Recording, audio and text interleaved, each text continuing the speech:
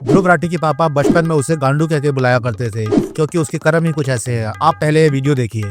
राघव चड्ढा जितना बड़ा धोखेबाज शायद ही कभी देखा हो। मतलब पॉलिटिशियंस पार्टी बहुत बदलते रहते हैं, कोई बड़ी चीज नहीं है, लेकिन जितना नाटक इस एक बंदे ने किया था सोशल मीडिया पर जनता के मुद्दे उठाने का और इतने लोगों को बेवकूफ बनाने का, ये अनबिलीवेबल है। कुछ तो मजबूरियां रही होंगी, यूं ही कोई बेवफा नहीं होता।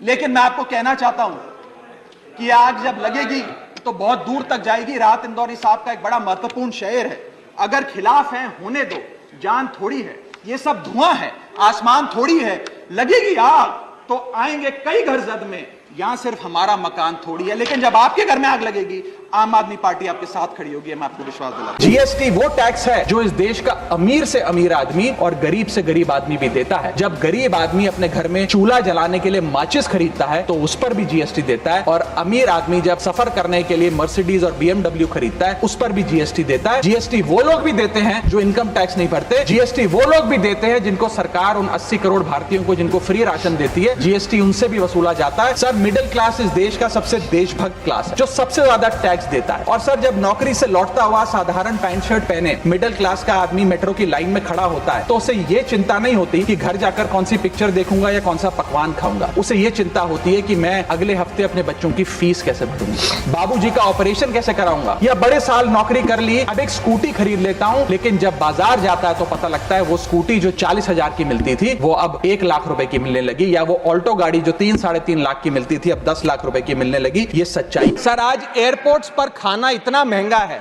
बाजार के मुकाबले 2 गुना 3 गुना दाम है। एक साधारण सी पानी की बोतल जो 20 रुपए की बाजार में मिलती है वो एयरपोर्ट के भीतर जाकर फूड आउटलेट पर 100 रुपए की मिलती है। आज यात्री जो इंतजार कर रहे हैं अपनी फ्लाइट का, वो पानी पीकर पेट भर रहा है कि कहीं 250 रुपए की चाय और 350 रुपए का समोसा ना खरीदना पड़ जाए। बताइए सर, एक आम आदमी एयरपोर्ट पर अपने जहाज का इंतजार करते हुए क्या एक चाय नहीं पी सकता? क्या इस पर कोई रेगुलेशन नहीं होना चाहिए? क्या कोई अफोर्डेबल कैंटीन का मैकेनिज्म नहीं होना चाहिए? वो आम आदमी पार्टी आज पूरी तरीके से अपने सिद्धांतों से, अपने कोर मॉरल और वैल्यूज से, मतलब बहाना दे रहे हैं कि आम आदमी पार्टी में वो सिद्धांत नहीं रहे, वो मॉरल्स नहीं रहे जो पहले होते थे। लेकिन मुझे ये बता दो, वो मॉरल्स और सिद्धांत अचानक से बीजेपी में कहां से आ गए? क्योंकि कुछ महीने पहले तक तो भी खुद कह रहे थे कि बीजेपी अनपढ़ गुंडों की पार्टी है। और मेरा ये मानना है कि बीजेपी एक गुंडों की पार्टी है, अनपढ़ गुंडों की पार्टी है। वो सिर्फ गुंडागर्दी करते हैं और पेट्रनेज देते हैं गुंडों को। और कुछ टाइम पहले ये भी कह रहे थे कि मुझे तो कोई खरीद नहीं सकता।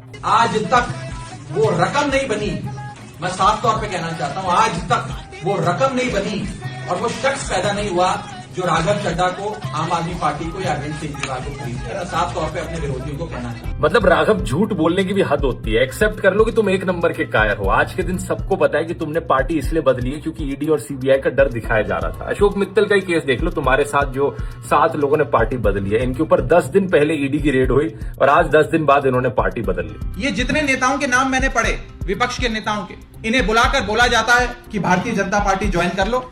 अगर भारतीय जनता पार्टी में शामिल हो जाओगे तो आप पर कोई मुकदमा नहीं होगा, आपको बाइज्जत बरी कर दिया जाएगा, और अगर नहीं शामिल होगे तो पकड़ के जेल में डाल देंगे। लेकिन राघव जैसे लोगों के बारे में समझ में नहीं आता। अगर तुम्हें इतना ही डर था फर्जी केस में जेल जाने से तो पॉलिटिक्स छोड़ देते, कम से कम लोग रिस्पेक्ट तो करते।